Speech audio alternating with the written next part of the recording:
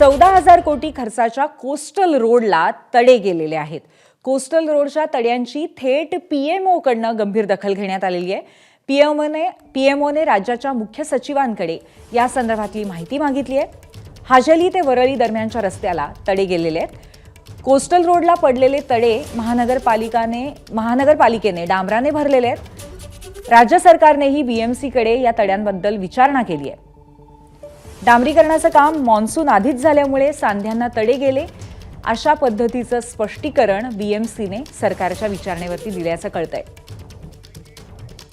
आपले प्रतिनिधी अजय माने आपल्याला अधिक माहिती देतील। अजय, अशा पद्धतीने इतक्या मोठ्या या प्रकल्पाला त्याचं अत्यंत गाजावाजा होऊन उद्घाटन झालेला हा कोस्टल रोड आहे, परंतु इतक्यातच त्याला तडे गेल्यामुळे अतिशय धक्कादायक अशी ही माहिती मिळते। अधिक काय सांगाल?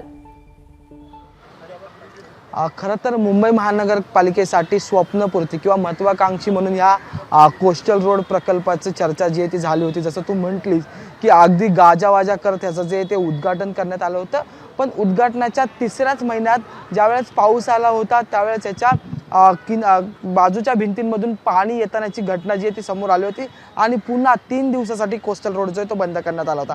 आता वर्ष उलटायच्याच आधी या कोस्टल रोडवर जे ते रस्त्याला तडे गेल्याची माहिती जी आहे ती समोर आली आहे। सगळ्यात महत्त्वाचं म्हणजे की थेट पंतप्रधान कार्यालयातून या संदर्भातली विचारणा जी आहे ती राज्याच्या सचिवांकडे करण्यात आली आणि त्याच्यानंतर सचिवांनी महानगरपालिकेला या संदर्भातली उत्तरं विचारलेली आहेत आणि आता महानगरपालिका याच्याबद्दलचा जो आहे तो पत्रव्यवहार करताना आपल्याला पाहायला मिळते। आणखी एक महत्त्वाचा मुद्दा की अगदी महत्त्वाकांक्षी प्रकल्प आणि खरं तर 14,000 कोटींचा खर्च जो आहे तो या संपूर्ण कोस्टल रोडच्या प्रकल्पावर केला होता आणि पहिला टप्पा जो आहे तो 11 किलोमीटरचा म्हणजे जे मरीन ड्राईव्ह पासून ते वरळीपासून ते मरीन ड्राईव्ह असा सुरू केला होता आणि यात सगळ्यात महत्त्वाचा भाग जो आहे तो वरळी ते हाजी या दरम्यानच्या भागात जे ते हे तडे गेलेले आहेत आणि त्या ठिकाणी मग पालिका म्हणते की आम्ही डांबरीकरणाचं काम जे ते नुकतंच गेलं होतं आणि त्याच्यावर तडे गेल्याने त्यामुळे तडे गेले असल्याचं म्हटलं जातं।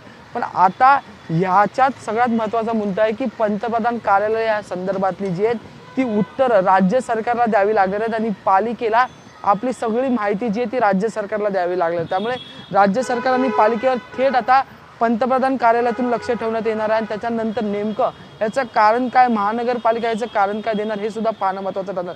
पण ह्या सगळ्या संपूर्ण प्रकल्पात 14,000 कोटींचा खर्च झाला होता। विरोधक सतत म्हणत होते की निवडणुका डोळ्यासमोर ठेवून कुठलीही चाचणी न करता या प्रकल्पाचं उद्घाटन केलं गेलं असे सतत टीका या कोस्टल रोडच्या वेळीच होताना आपल्याला पाहायला मिळाली आणि त्याच्यानंतर आता ही दुसरी घटना या कोस्टल रोड बाबतीत जी समोर आलेली।